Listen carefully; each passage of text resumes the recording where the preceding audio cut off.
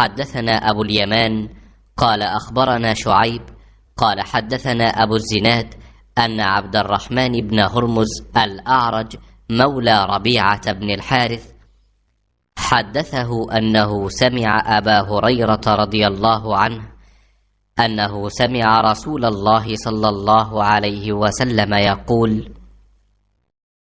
نحن الآخرون السابقون يوم القيامة بيد أنهم أوتوا الكتاب من قبلنا، ثم هذا يومهم الذي فرض عليهم فاختلفوا فيه، فهدانا الله فالناس لنا فيه تبع، اليهود غدا والنصارى بعد غد। अबू ज़नाद ने बयान किया, उनसे रबिया बिन हारिस के ग़ुलाम अब्दुर्रहमान बिन हरमज़ा आरज ने बयान किया कि उन्होंने अबू हुरैरा रज़ियल्लाहु अन्हु से सुना और आप रज़ियल्लाहु ताला अन्हु ने नबी करीम सल्लल्लाहु अलैहि वसल्लम से सुना।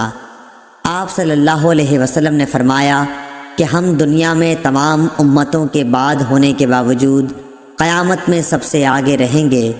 फ़र्क सिर्फ़ ये है कि किताब उन्हें हमसे पहले दी गई थी।